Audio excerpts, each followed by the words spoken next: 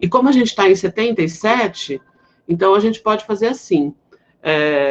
De vez em quando, alguns desligam a câmera para que outros possam ligar. E aí a gente vai se vendo, pelo menos, né? Cria um ambiente um pouquinho mais humano. Pessoal, boa tarde a todos e todas. Então, estamos começando aqui a gravação desse primeiro vídeo do curso Como Ingressar no Mestrado. Eu quero começar me apresentando, depois eu vou apresentar para vocês o CONFOR, que é responsável por essa atividade que vocês vão participar. Vou dar alguns detalhes também de como que a gente vai proceder, né, nos próximos encontros. E vou apresentar para vocês o programa do curso. Preparei poucos slides só para vocês terem um caminho, né, do tipo de tema que a gente vai discutir ao longo das próximas aulas. E a minha intenção é que a gente possa falar um pouco hoje sobre um aspecto já mais teórico, sobre o que significa fazer um mestrado. Hoje, inclusive, eu pensei em falar o que significa fazer uma pós-graduação estricto sensu, mestrado e doutorado, né? O nosso foco aqui é o mestrado, mas acho que nessa primeira aula vale a pena uma discussão mais abrangente. E vou apresentar para vocês também um pouco das características desse curso, porque a gente vai dar uma série de orientações para vocês para determinados tipos de mestrado.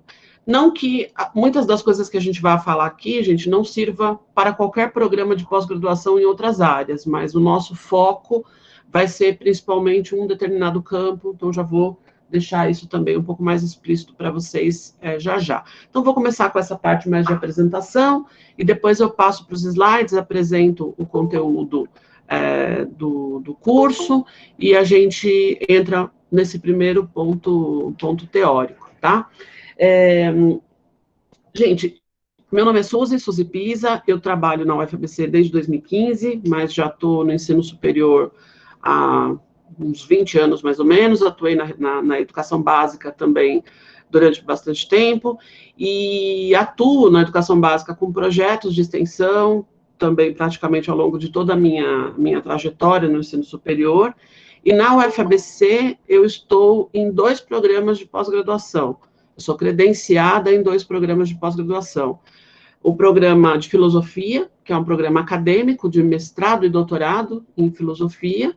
Então, eu ministro cursos nesse programa e eu oriento alunos que querem fazer mestrado ou doutorado em filosofia, né?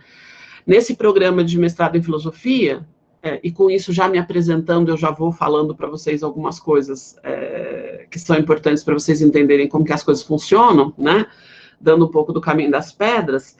Eu atuo nesse programa de filosofia que tem 2 linhas de pesquisa e eu estou em uma delas. Então, isso é uma característica dos programas de pós-graduação.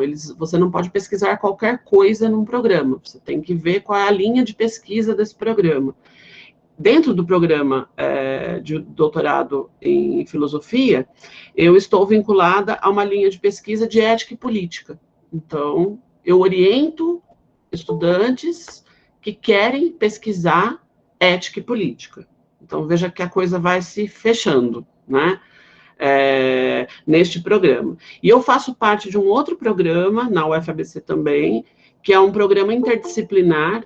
Ele é o nome do programa é Economia Política Mundial. Ele é um programa interdisciplinar que tem professores da filosofia, de relações internacionais, de políticas públicas, de economia. Ele é um programa bastante abrangente, né, que possibilita muitas pesquisas bastante distintas, a partir da perspectiva de um campo, que seria esse campo da economia política mundial. Nesse programa tem várias linhas de pesquisa e eu me insiro também em uma pesquisa, em uma linha de pesquisa, que é a linha de pesquisa ligada a conhecimento e trabalho. Então, me apresentando e mostrando para vocês onde que eu estou, né, na universidade pública, ou seja, em que programas que eu estou, vocês já veem que tem um processo de especificação de pesquisa. Quer dizer, quando alguém me procura, falar, Suzy, eu quero fazer mestrado ou doutorado com você, é porque essas pessoas estão interessadas de alguma maneira nesses campos. né? Eu não oriento trabalhos em outros programas e nem em outros temas, né?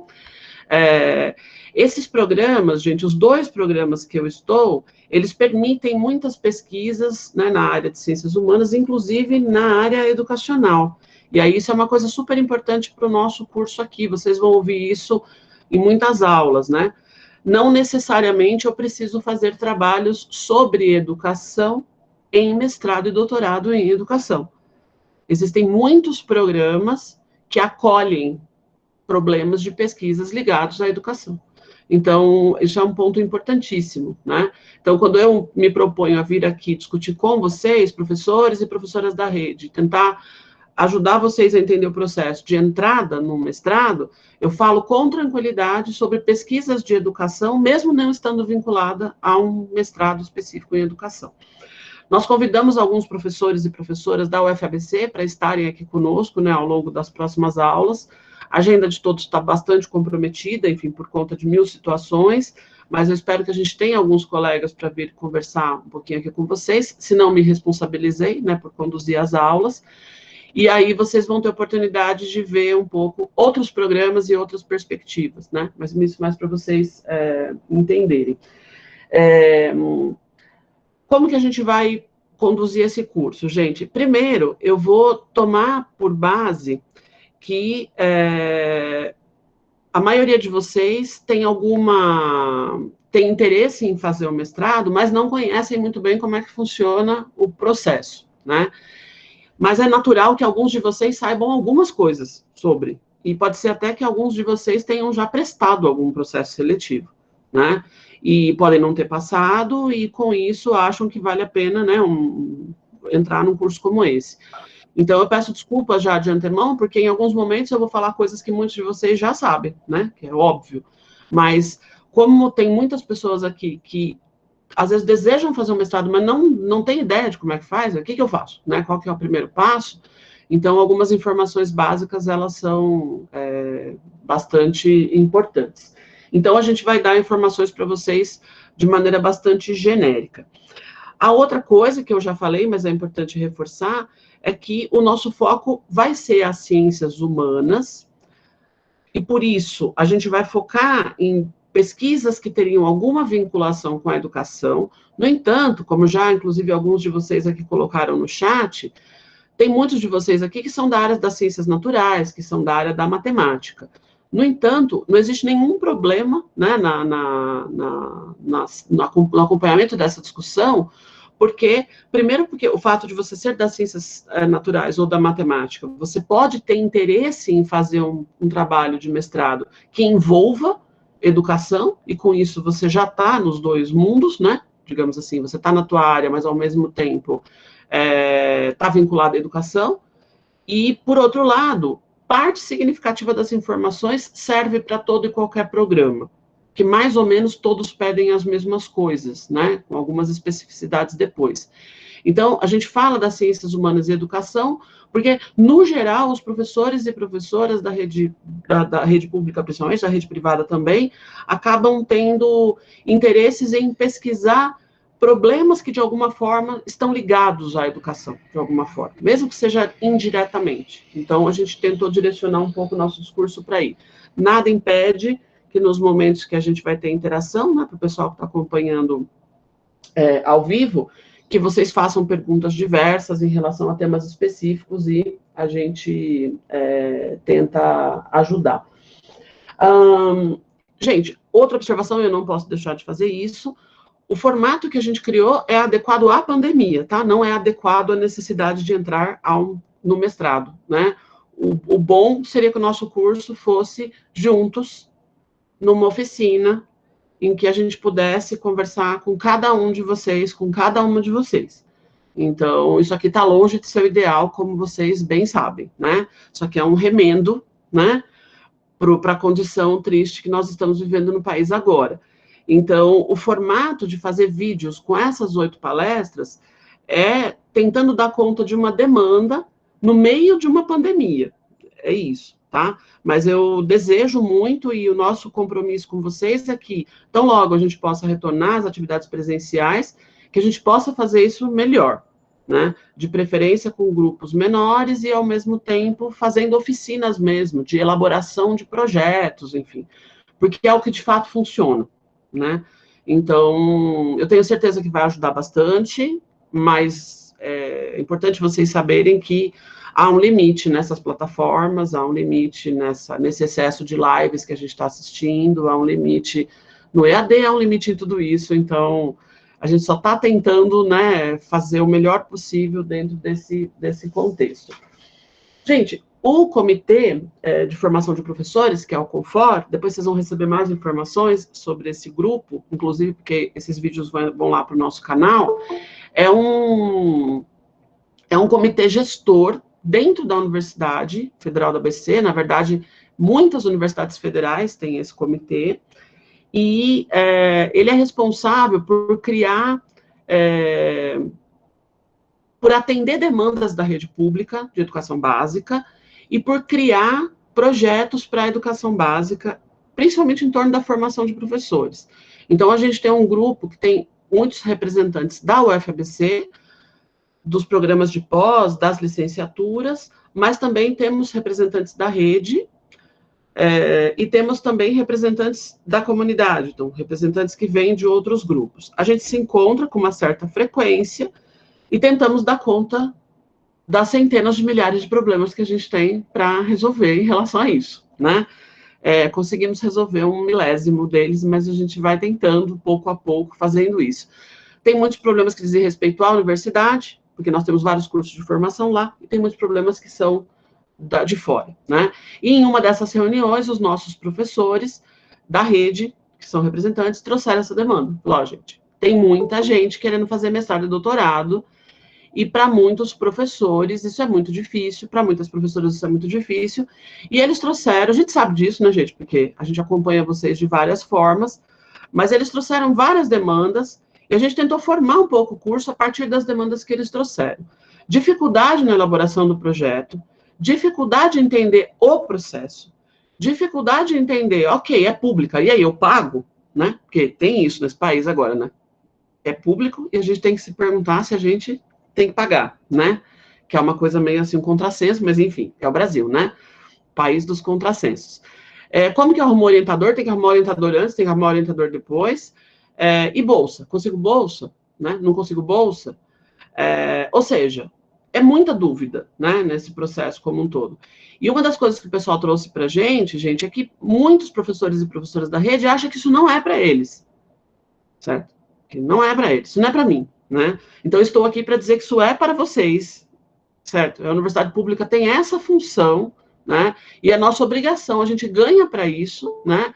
Os professores e professoras que estão nos programas de mestrado e doutorado deste país não estão nesses programas para excluir vocês dos programas, certo? São servidores públicos, né? A obrigação deles é ajudar vocês a entrarem nesses programas, e não excluir.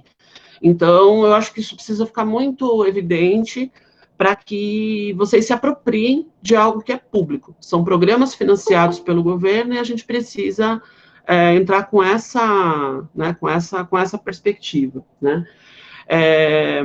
Então, a gente tem bastante coisa que acho que a gente pode ir falando ao longo das aulas e que vai ajudando vocês a se empoderar para esse processo, né, gente? Porque não é uma questão só de competência técnica, tá? Passa bem longe disso.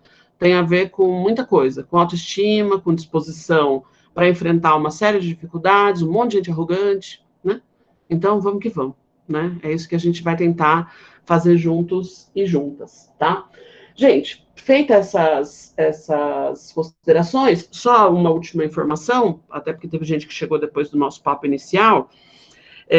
Então, nós acolhemos aqui até 100 pessoas, né, na plataforma, mas os vídeos vão para o YouTube e vocês vão receber essa divulgação, e aí eu peço que vocês sim divulguem para todos que puderem, porque a ideia é que o maior número de pessoas tenha acesso ao curso, né, e que isso possa, de fato, ajudar as pessoas.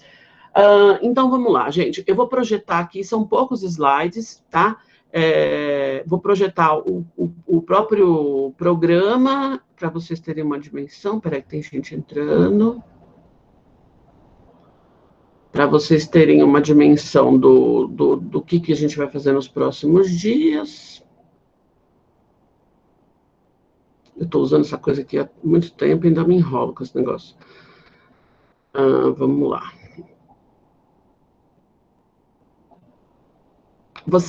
Falem alguém no áudio, por favor, porque eu já não estou vendo vocês, se vocês conseguem. Sim. Dá para ver? Ok, Sim. legal. E aí, quando a gente projeta... Sim. Já está compartilhando a tela, Suzy. Obrigada, gente. Então, beleza. Então, pessoal, são poucos slides, logo eu já volto a ver vocês de novo. Eu pus aqui, né, só para reforçar, a gente tem o apoio do PIBID, que é um projeto também que eu coordeno, junto com vários outros professores na UFBC, que é um projeto de iniciação à docência, e está aqui o nome do nosso comitê e a proposta geral, né, como ingressar no mestrado. Gente, esse é o programa das nossas aulas. Então, hoje a intenção é discutir um pouquinho fazer mestrado, formação para fazer ciência, a pós-graduação no Brasil em ciências humanas e em filosofia, mas, como eu disse para vocês, com ênfase em problemas diversos educacionais, tá? Então, o pessoal que está ligado a outras áreas, mas que tem esse vínculo com a educação, não se preocupe que está completamente dentro. Porque, no geral, né, projetos ligados à educação estão ligados a programas que têm vínculo com as ciências humanas, por tratar especificamente de problemas educacionais. Então, isso é um processo comum. Deixa eu só... Tem gente entrando, deixa eu só autorizar aqui, peraí.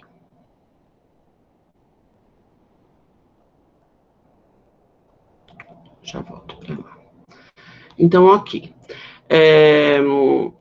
Então, hoje a gente vai fazer um pouco desse papo, né? Por que ao entrar num programa de mestrado, eu começo a fazer ciência? O que isso tem a ver com fazer ciência? E o que significa isso, né? Quando a gente pensa na pós-graduação no Brasil. A segunda aula, que vai ser, no caso, a aula de amanhã, eu quero discutir com vocês a educação como ciência e o que deve conter um projeto de pesquisa em educação e áreas afins das ciências humanas e, naturalmente, como eu já disse, acoplando o maior número de áreas possível. E a diferença entre mestrado profissional e mestrado acadêmico. Eu estou parando aqui um pouquinho com os slides para acolher o pessoal que está chegando, tá? Ok.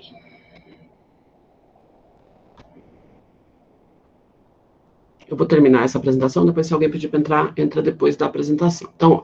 Então, discussão primeiro sobre pós-graduação e fazer ciência no Brasil, depois amanhã educação como ciência, o que deve conter um projeto de pesquisa em educação ou áreas afins, e a distinção entre mestrado profissional e mestrado acadêmico. Depois, na terceira aula, e na quarta aula também, elaboração de projeto de pesquisa.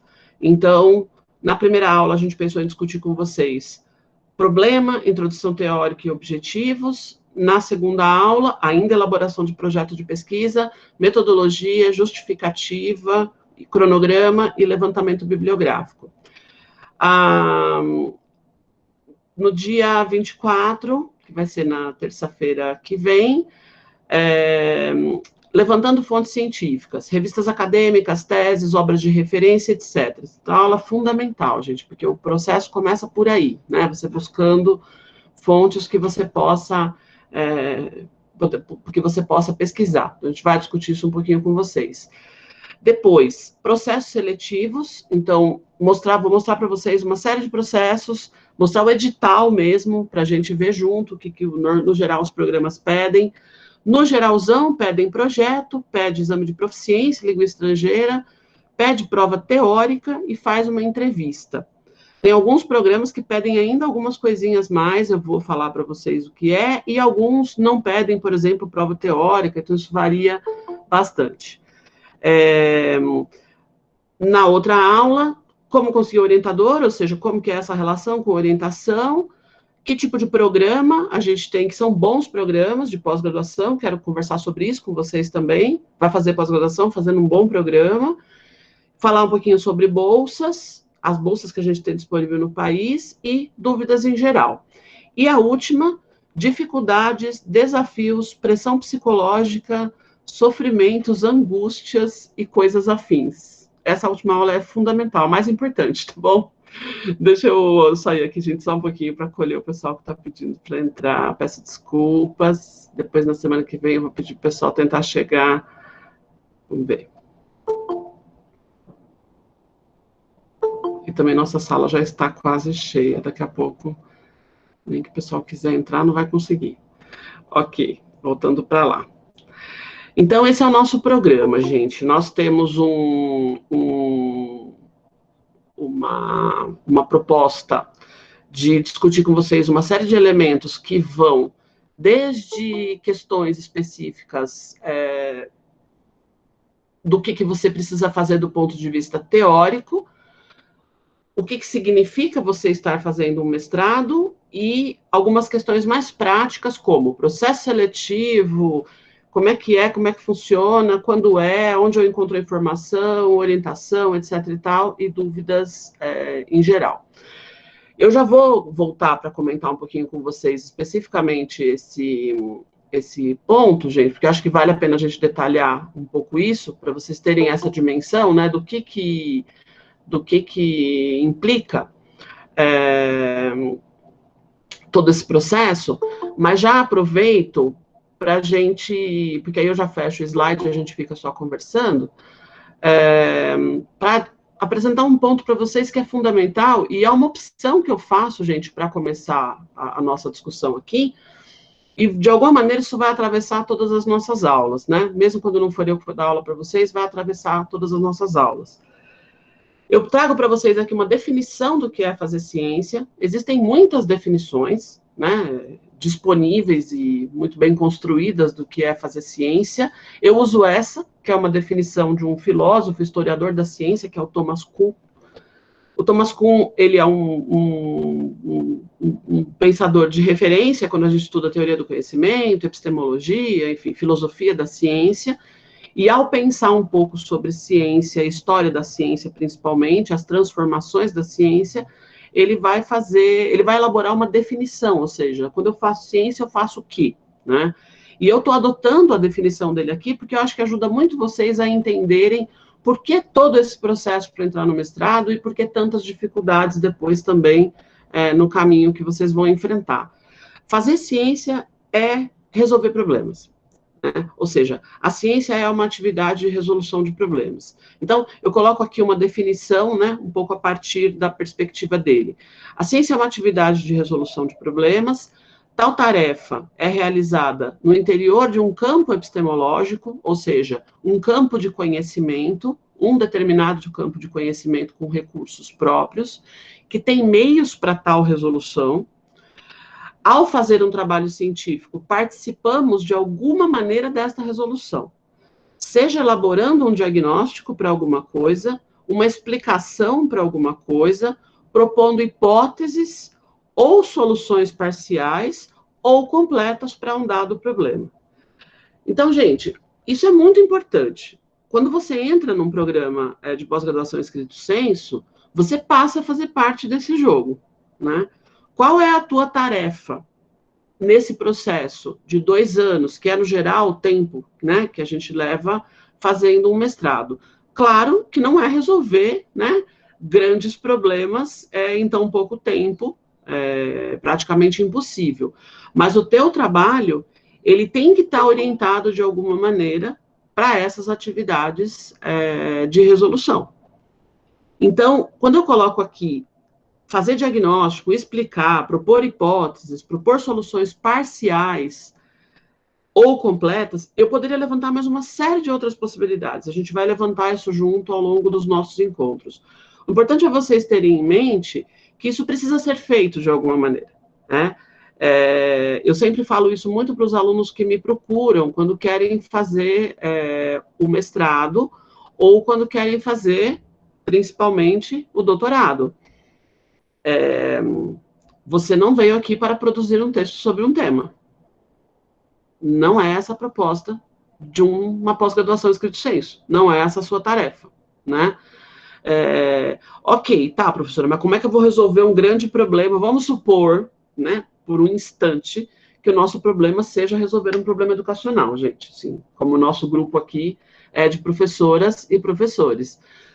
A gente sabe o tamanho e a complexidade e a quantidade de problemas que existem na educação. Seria muita ingenuidade da nossa parte achar que num trabalho acadêmico a gente vai conseguir resolver isso em 2 anos, né?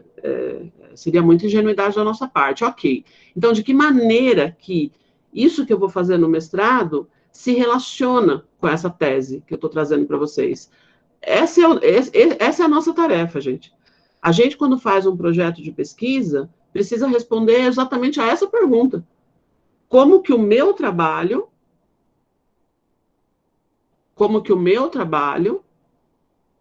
vai entrar nesse processo de resolução de problemas, mesmo que seja de uma maneira muito pontual. Você está entrando dentro de um campo de conhecimento, dentro da produção científica, e você vai contribuir de alguma maneira para isso, mesmo que seja de maneira singela, mesmo que seja de maneira pontual. Né? Então, esse é o aspecto que eu acho que é muito importante a gente ter em mente. Então, voltando aqui para a nossa definição, vou ler ela com vocês de novo e vou avançar. Então, ó, eu tomo por princípio, eu estou usando esse recorte aqui com vocês, que acho que vai ajudar muito vocês a entenderem uma série de outras coisas, que a gente está entrando num grande grupo que se propõe a resolver problemas de todos os tipos. A ciência, então, é entendida como atividade de resolução de problemas. Tal tarefa é realizada no interior de um campo epistemológico que tem meios para tal resolução. Tem maneiras para fazer isso, né? Ao fazer um trabalho científico, a gente participa disso de alguma maneira. Gente, um programa de pós-graduação representa, de alguma forma, esse campo epistemológico. Por isso que a gente tem mestrado e doutorado em política pública, mestrado e doutorado em economia política mundial, mestrado e doutorado em educação.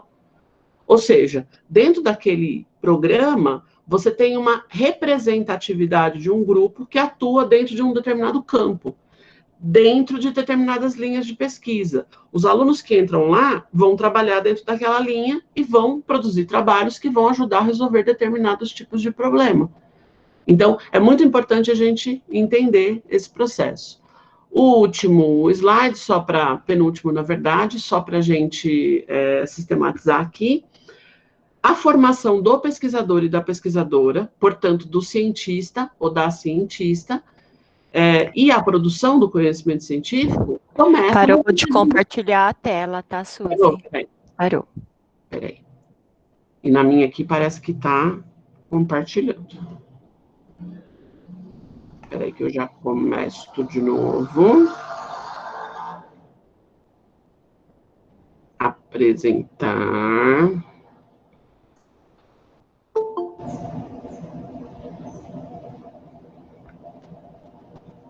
Ai, gente, esses negócios são uma coisa, né? Vamos lá. Não sei como é que vocês estão lidando com isso, mas eu estou lidando bem mal. Vamos lá. Voltou, ok. Voltou? Tá. Voltou. Ok. Eu já até fiz um pouquinho de slide para a gente não precisar ficar sofrendo com isso. Então, olha lá. Quando você entra no mestrado, você entra nesse jogo, vou chamar assim, o jogo da produção do conhecimento científico. Você entrou. Só que você acabou de entrar. Então, é claro que lá você tem pessoas que já estão fazendo isso há muito tempo, né? E tem pessoas que já estão fazendo isso também fora dos programas. Então, o processo de entrada no mestrado, ele passa por uma etapa de você se formar como pesquisador. Só que, gente, como é que você se forma como pesquisador e como pesquisadora para fazer ciência? Fazendo ciência. Não tem outro jeito. É justamente isso que vai ser o mestrado. Você vai aprender a usar métodos, a levantar fontes, a lidar com os seus problemas, né? A lidar com os problemas de pesquisa. Então, um programa de mestrado e doutorado, coloco aqui escrito senso, né? Enfim, que é essa produção especial, bem mais restrita, forma os cientistas do país. O processo é sempre esse, né? Todo mundo que é cientista no país passou por esse processo, né? A gente sabe que a pós-graduação, ela não é só escrito senso, tem a pós-graduação lato sensu. Muitos de vocês talvez até já tenham feito alguma. A gente costuma chamar ela de especialização. A pós-graduação lato sensu, especialização, ela não tem a mesma função que tem o mestrado e doutorado. Ela é um curso onde você aprende mais sobre um determinado tema e faz uma monografia sobre um determinado tema no final. O mestrado e doutorado, ele tem uma outra proposta. Você está querendo entrar no mundo da produção do conhecimento científico, né? Então, por isso também que as exigências são tão maiores.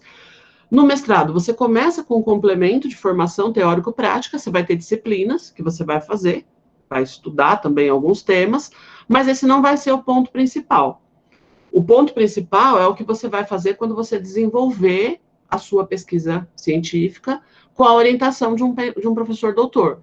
Então, ao entrar no mestrado, você vai ter um orientador que é doutor, necessariamente, obrigatoriamente.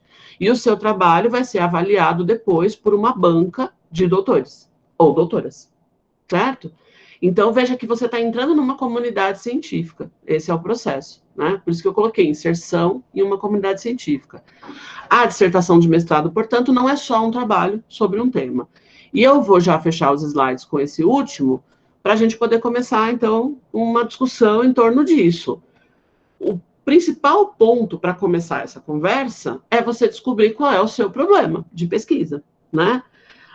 Porque é daí que parte tudo isso. Se a ciência é uma atividade de resolução de problemas, qual é o problema que eu quero resolver? Qual é o problema que eu quero tratar? Qual é o problema que eu quero contribuir? É a primeira coisa que você precisa saber. Esse é o primeiro passo, né? E eu coloco o seu entre aspas, gente, porque é seu, mas também não é só seu, né? Porque você está numa sociedade. Então, você vai ter um item no seu projeto de pesquisa que vai chamar justificativa ou relevância da pesquisa. É a mesma coisa.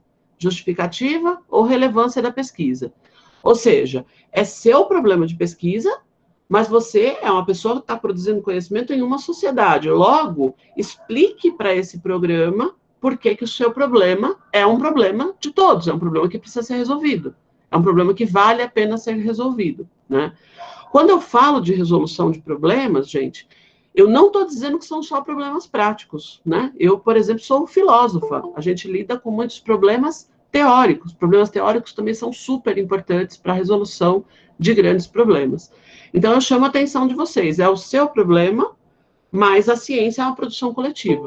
Então, isso é bastante importante. Eu vou interromper aqui a apresentaçãozinha, e aí a gente conversa um pouco a partir dessas ideias. Então, é o seguinte, gente, vamos pensar um pouco nesse processo. Se eu entendo que a ciência é uma atividade de resolução de problemas, e entendo que a minha tarefa no mestrado é pequena, vocês não precisam ficar ansiosos, né? É pequena. É bem pontual. Aliás, quanto mais pontual ela for, melhor, né? Os orientadores dos programas de mestrado costumam sempre usar uma expressão que vocês vão ouvir a vida toda, que é, você precisa recortar o seu objeto. Você vai lá, apresenta um projeto, a pessoa chega para você e fala, você precisa recortar o seu objeto. O que significa isso? Você está querendo resolver um negócio muito grande em pouco tempo. Não vai dar tempo, né? Você não tem os meios, você não tem como resolver isso. No geral, gente, recortar um objeto de pesquisa, né, é fazer com que o problema que você quer resolver tenha solução com os meios que você tem para resolver. É uma coisa bem pragmática, gente, no fim das contas. Meio como a gente faz todos os dias na nossa vida cotidiana, né? Você tem um problema e você tem recursos ou não tem recursos para resolver, né? E vocês sabem muito bem que tem problema que não tem como resolver, né? Não sei se vocês têm vivido isso recentemente, muito na vida de vocês. Eu tenho vivido vários que não têm solução. Então, não é um bom problema para você levar para o seu mestrado, certo? Então, o problema ele tem que ser palpável ao ponto de poder ser resolvido. E resolvido como, gente? No geral, no mestrado, com dois caminhos. Ou com pesquisa teórica, bibliográfica, ou com pesquisa de campo. Porque o tempo é muito curtinho, gente. 2 anos voam. É muito rápido. Né? E no final dá um desespero. Porque, assim, é muito rapidinho. Precisa ser 2 anos. Às vezes dá para ser 2 anos e meio. Os programas costumam, todos eles têm mecanismos para você prorrogar um pouquinho. Mas, ao mesmo tempo, há uma certa pressão para que você conclua, no máximo, em 2 anos e alguns meses, porque isso conta ponto para os programas. Afinal de contas, você ser mestre e você ser doutor favorece a produção científica do país. Vocês entendem?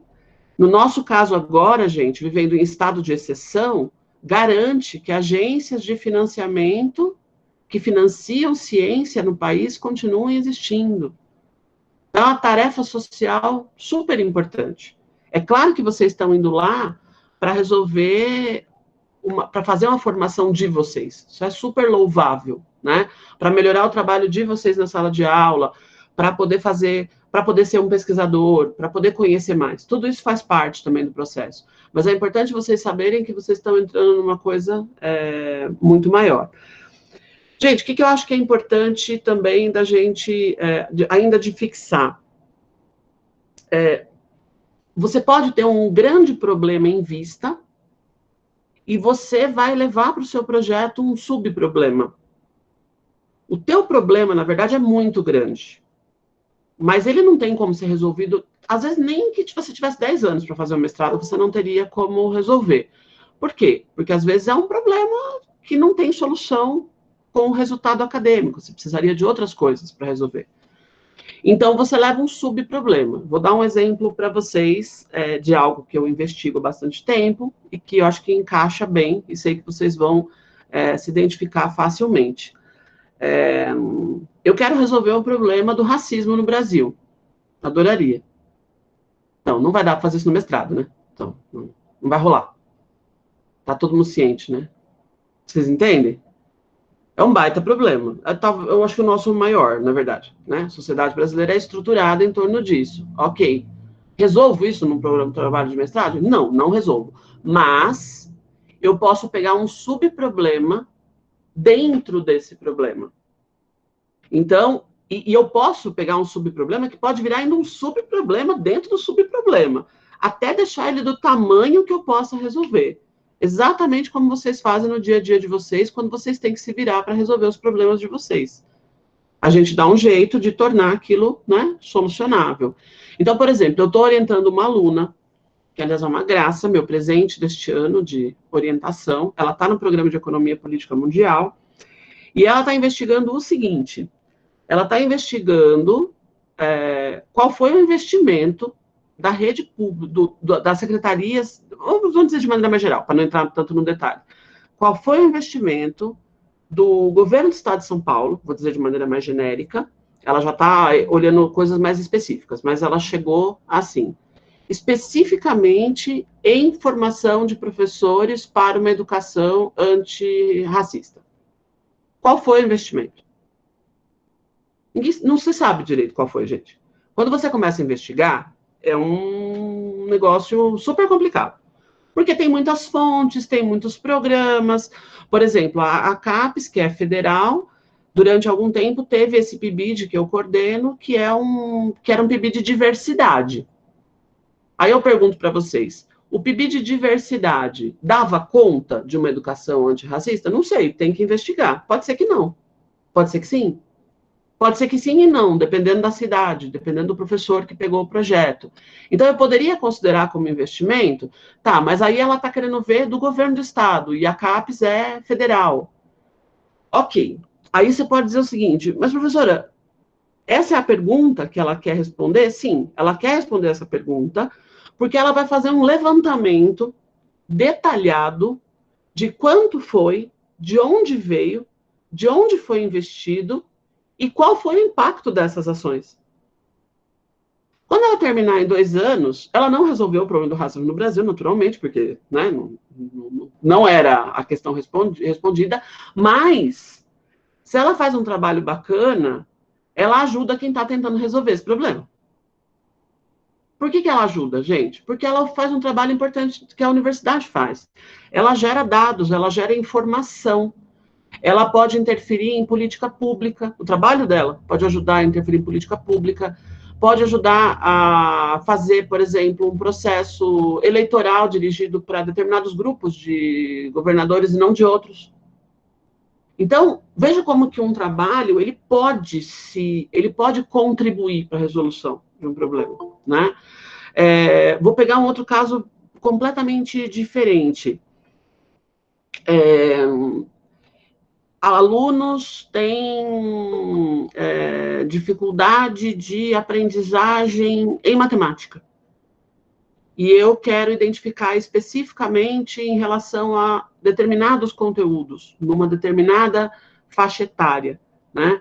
A partir do momento que eu faço uma investigação, eu não estou conseguindo, com o resultado do meu trabalho, resolver este grande problema, que é, numa sociedade desigual como a nossa, sem uma série de condições que seriam necessárias para que as pessoas pudessem aprender bem, que o ensino-aprendizagem da matemática fosse adequado, a mesma coisa, é um baita problema. Mas eu consigo apontar caminhos, eu consigo explicitar, né? E, às vezes, o caminho pode ser, gente, explicar conceitos que também está dificultando a resolução de problemas. Hoje em dia, o Brasil está vivendo uma confusão de linguagem que é um negócio assustador. Então, muitas vezes, o meu trabalho não vai resolver o problema, mas eu vou fazer um processo de explicitação de alguns conceitos que são fundamentais para que as pessoas possam resolver aquele problema. Então, assim, tem uma infinidade de coisas, gente, que é possível fazer para que o seu trabalho não seja só um tema, para que ele não seja só uma produção de um texto sobre um tema, né? E os programas de pós, gente, eles já são orientados para isso. Porque quando você coloca lá, olha, o mestrado em educação da USP, por exemplo, ou da Unicamp, vamos supor, tem uma linha de formação de professores, linha de pesquisa em formação de professores. Ou seja, ali você já tem professores doutores que tem todo um repertório para ajudar você nos levantamentos que você vai querer fazer. Então, é como se você conseguisse provisoriamente um tutor, não exatamente especificamente naquilo que você estuda muitas vezes, mas pelo menos com uma bagagem teórica dentro daquela linha abrangente que você quer investigar, né? Então, eu acho que, assim, gente, o primeiro grande passo é a gente sair dessa ideia de tema, abandonar essa ideia e começar a pensar em termos de problema. E você pode ser generoso com você mesmo e até com a sua área, ao identificar, muitas vezes, problemas que podem não ser problemas estruturais do país todo, mas que podem ser problemas muito importantes dentro do seu campo. Já está ótimo. Ou seja, você pelo menos está dirigindo a sua produção, né, a partir dessa perspectiva. Gente, se vocês olharem um projeto de mestrado nessa perspectiva, vocês vão ver que todos os itens que são solicitados lá, depois amanhã a gente entra com mais cuidado nisso, são dirigidos para isso, né? Qual é o seu problema de pesquisa? Qual é a sua pergunta? O que você quer responder? O que você quer resolver? Ok. Quais são os seus objetivos com isso? Você quer responder essa pergunta, mas quais são os objetivos que você tem? Porque dentro de uma mesma pergunta, tem infindáveis objetivos, né? E você não pode esquecer que você tem um cronograma, ou seja, qual é a pergunta, quais os objetivos dentro do tempo que eu tenho. Dentro do tempo que eu tenho, né? No geral, um projeto é avaliado exatamente por esses critérios. O que esta pessoa está propondo dá para fazer dentro desse tempo, né? Ok. Qual a metodologia que você vai usar? Eu vou fazer um trabalho de campo, eu vou usar entrevistas, se sim, como, quantos, onde ou não. Eu vou fazer levantamento de arquivo, eu vou fazer pesquisa bibliográfica, qual vai ser o meu caminho, né? A metodologia é o caminho. Como é que eu descrevo, então, o processo pelo qual eu vou resolver o meu problema, né?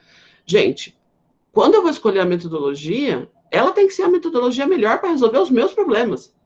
A gente vê muito projeto de mestrado que é um Frankenstein, né? A pessoa tem um baita problema, a melhor metodologia seria ela fazer pesquisa de campo e ela opta por fazer pesquisa teórica. Por quê? Porque às vezes não tem um cruzamento entre o que ela quer fazer e, especificamente, a metodologia que ela está escolhendo.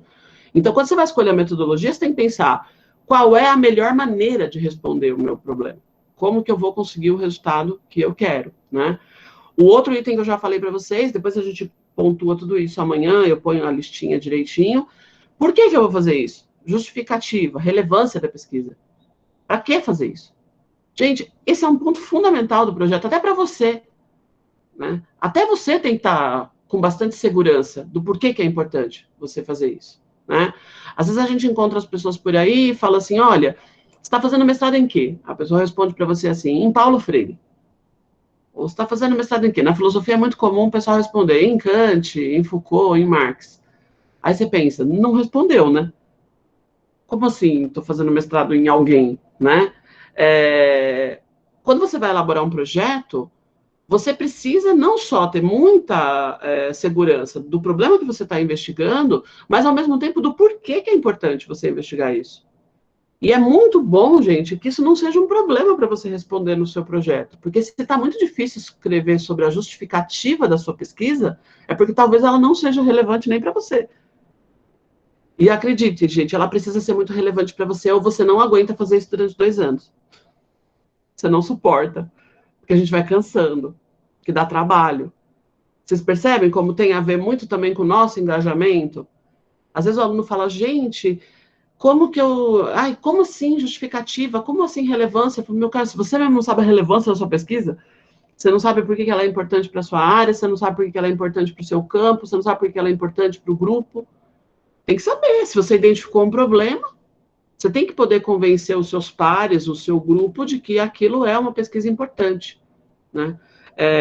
Então, isso é fundamental. E referências teóricas de onde você vai se apoiar para poder construir essa resposta, porque a ciência se faz assim, né, gente? A ciência, ela é produzida por processos coletivos de produção de conhecimento também do passado. Então, é claro que você vai ter vários insights, você vai descobrir várias coisas na sua pesquisa, mas você não começa partindo das suas intuições, você começa partindo de referências, de pesquisadores, de pesquisadoras. E isso ajuda muito, principalmente no mestrado, né, gente? Que aí a gente vai colando em várias teorias que vão nos ajudar a encontrar a solução para aquilo que a gente quer. Então, acho que essa primeira fala, gente, ela está muito em torno da gente pensar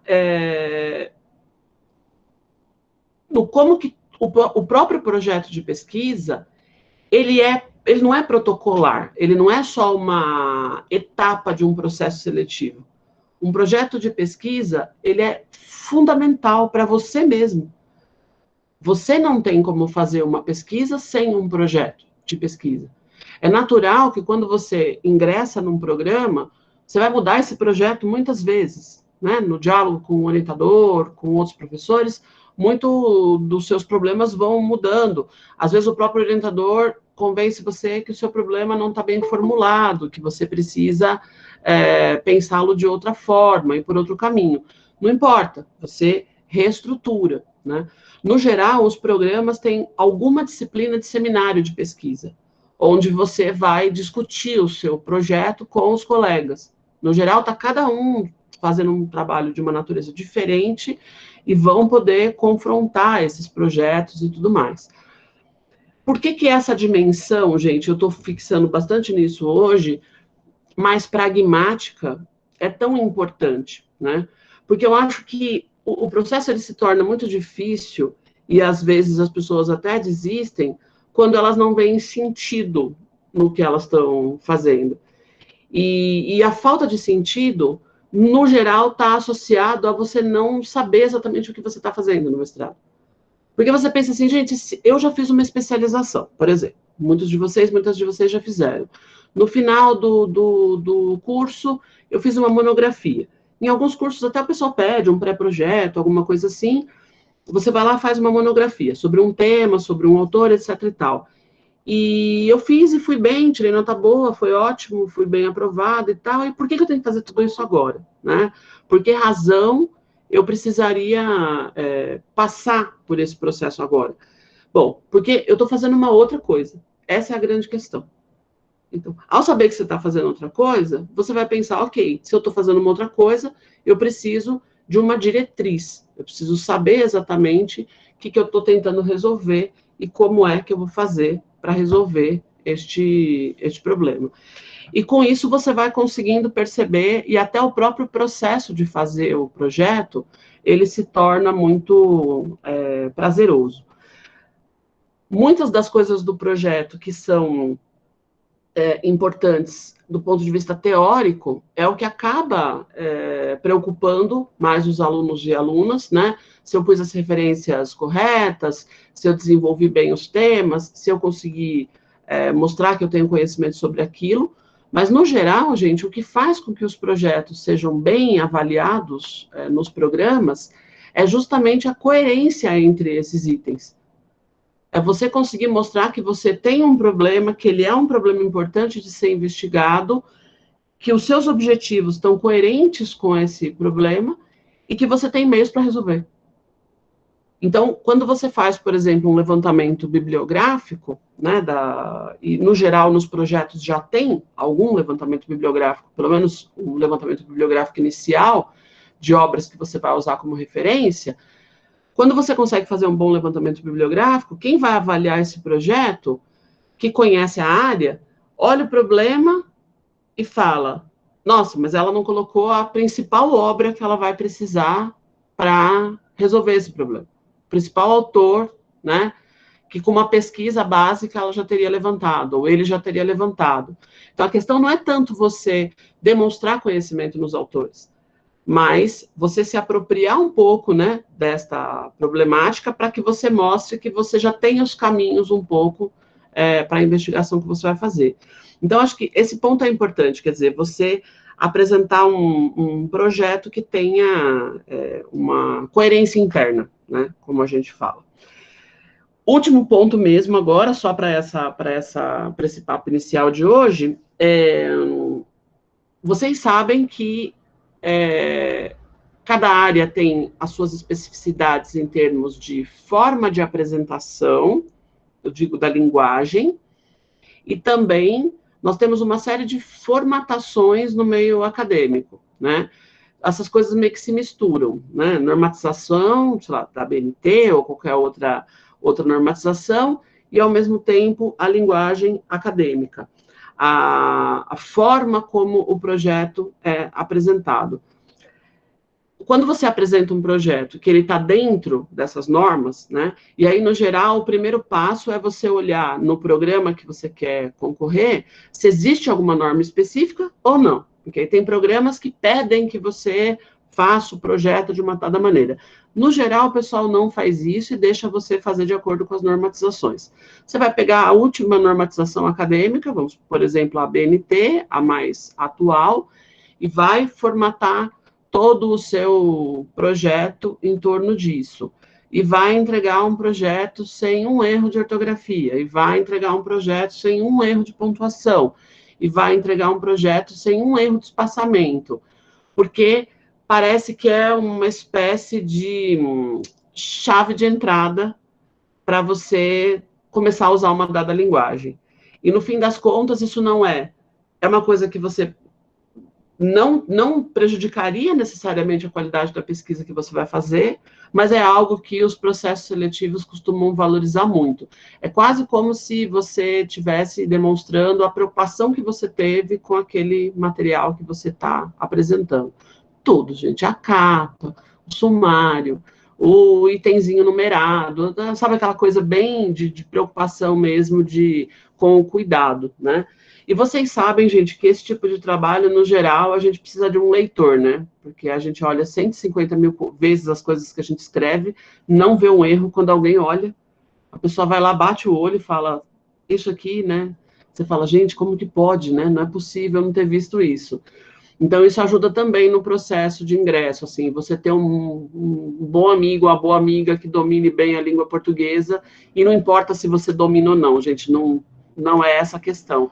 Mas ter um leitor que não precisa ter nada a ver com o tema, se não tiver, às vezes até ajuda, porque a pessoa consegue olhar, né, com uma outra perspectiva, e vai ajudar você também nessa parte, digamos que mais formal, né, do processo. Então, gente, acho que esse primeiro momento, né, dessa nossa conversa, tem um pouco essa intenção, assim, vocês pensarem que cada programa de pós, ele representa um pedacinho de um campo de conhecimento, né? E isso é muito importante, gente, porque, assim, pode ser que você queira fazer um trabalho sobre educação e que, por exemplo, a UFABC, ela não tem um mestrado em educação, mestrado e doutorado em educação, mas ela tem muitos mestrados ligados à educação.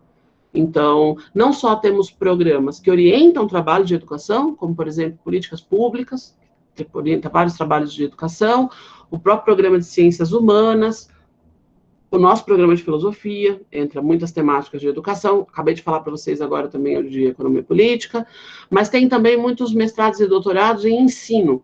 Então, tem ensino de física, ensino de filosofia, ensino de matemática, tem vários. Ensino de ciências, matemática, tem vários programas. Depois, na aula específica, eu mostro isso para vocês. Mas, se vocês olharem, Unicamp tem um mestrado em educação, PUC tem um mestrado em educação e outros também, o USP e assim por diante. Onde eu faço? Qual é o programa que eu tenho que fazer? Qual é o programa que eu tenho que escolher? Lembrando que cada programa desse representa um pedacinho do campo de conhecimento educacional, com linhas de pesquisas específicas. Dependendo do tipo de pesquisa que você quer fazer, você não vai conseguir fazer naquele programa, porque não tem ninguém que te oriente para aquilo lá, porque a linha do programa não tem nada a ver com o que você quer estudar. Então, isso é super importante, gente. Às vezes a gente não passa nos mestrados porque escolhe o programa que não vai acolher a nossa pesquisa. O projeto está ótimo, mas não tem ninguém lá para orientar. E a gente consegue saber isso muito bem, vasculhando um pouco os sites dos programas e indo justamente atrás disso. Quais são as linhas de pesquisa deste programa, certo?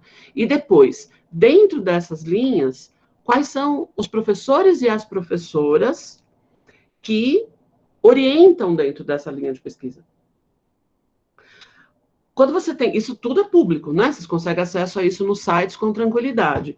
Se vocês, por exemplo, falarem, vou pegar o meu caso, você fala assim, eu quero fazer mestrado em filosofia, ok. Aí você vai lá no site de filosofia e você vê que tem 2 linhas e uma delas é ética e política. Aí você é bem abrangente, né? As linhas, no geral, são bastante abrangentes. Você fala, acho que eu consigo enquadrar meu projeto nisso aí. Não precisa ser diretamente isso, mas é no geral, ok. Preciso de um professor. Então, você vai olhar quem são os professores que estão vinculados a essa linha. Toda a página de pós-graduação vocês vão ter essa informação. Pegando esses nomes desses professores, vocês podem acessar o currículo desses professores na plataforma Lattes, ou seja, o currículo Lattes é uma plataforma do CNPq, e lá você entra nessa plataforma, pesquisa por professores doutores e você consegue saber a vida do cara, certo? O que ele já escreveu, o que ele já orientou, também ajuda muito, né? O que ele anda orientando, o que ela anda orientando, que tipo de pesquisa essa professora ou esse professor tem acolhido. Esse professor está em algum grupo de pesquisa? Está tudo lá no currículo Lattes, porque nós que estamos nos programas somos obrigados a ficar registrando lá, alimentando o Lattes toda hora, né? Esse grupo de pesquisa está ligado aqui. Então, você vai sacando. De repente, você fala assim, eu estou querendo investigar um determinado tema, quero fazer na USP. Olho lá o programa da USP, olho as linhas de pesquisa, parece que não tem nada a ver. Mas tudo bem, deixa eu dar uma olhada nos professores. Dou uma olhada nos professores, dou uma olhada nas professoras, ninguém passa perto do que eu estou querendo investigar. Gente, a chance de aceitarem é muito pequena. Simplesmente porque o programa de pós, ele representa um grupo que pesquisa determinado tema dentro de um campo. A menos, claro, que você tem um projeto muito fantástico e que tem algum professor e professora lá que esteja com vontade de mudar de linha e mudar de autor, e às vezes acontece, né? De falar, não, tá tão legal isso aqui que eu não pesquiso tanto isso, mas eu vou encarar, eu quero orientar essa pessoa. Mas aqui, como a gente está tentando dar orientações mais pragmáticas para vocês, Eu quero investigar a educação popular. Gente, vamos procurar um programa que tenha professor orientando a educação popular? É o melhor caminho, né? Eu quero investigar a educação matemática, mas especificamente em relação a tal coisa. Vamos dar uma olhada nos programas de ensino de matemática ou nos programas em educação? Vamos dar uma olhada nos professores que estão orientando nesses programas?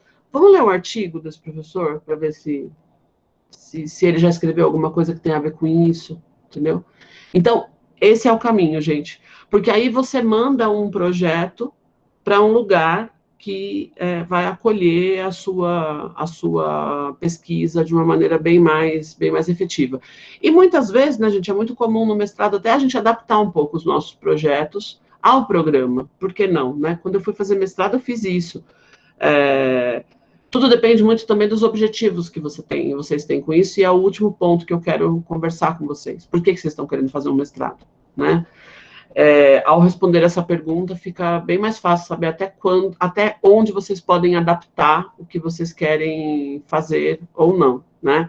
Mas se você tem um problema de pesquisa, alguma coisa que é muito cara a você e você quer pesquisar, a minha sugestão é você já procurar programas que se adequem ao que você quer fazer, e aí esse é o melhor caminho. A gente vai ter uma aula especificamente para conversar sobre isso. Por que vocês querem fazer um mestrado, sendo que vocês poderiam estar fazendo muitas outras coisas da existência, sendo que dá um trabalho danado, cansa, a gente fica com dor nas costas e tudo mais, né? No meio do caminho a gente fala, por que é que eu estou fazendo isso, né? Por quê? Porque essa pergunta vai vir muitas vezes, né, no cérebro de vocês. Ajuda muito, gente. Quando eu terminei a graduação, primeiro que assim, a primeira graduação que eu fiz não havia um incentivo para mestrado e doutorado, o incentivo era fazer especialização. Eu sei que muitos de vocês também já passaram por círculos desse tipo. O próprio grupo incentiva você a ir por um caminho. Então, na época, o incentivo é fazer uma especialização, né? Quando eu terminei a segunda graduação, é que aí sim, lá eu tive contato, a maioria dos meus professores eram doutores, todos praticamente na época, e aí quando os professores já são doutores, você vai ser formado num ambiente em que você também pode ser doutor. Essa é a questão, vocês sabem muito bem disso, né? E talvez aí já seja um bom motivo para vocês fazerem mestrado e doutorado, né?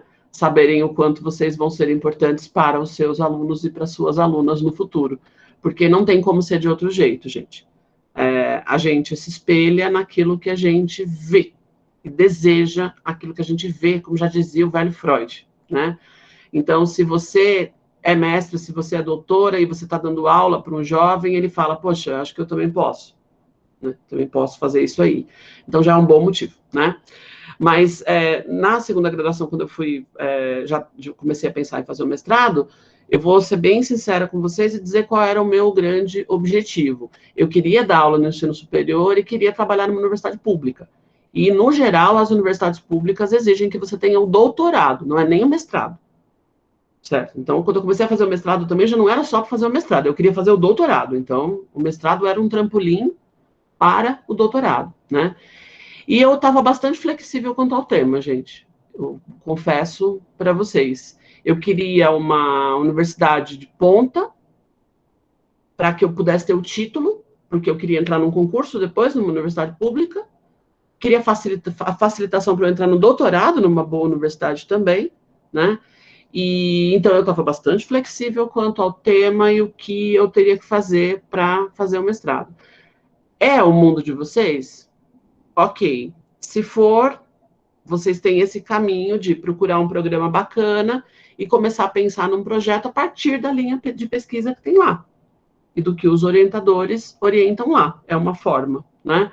Agora, vocês querem fazer o mestrado porque vocês têm problemas específicos que estão afetando vocês no trabalho que vocês estão se desenvolvendo hoje e querem dar resposta para esses problemas.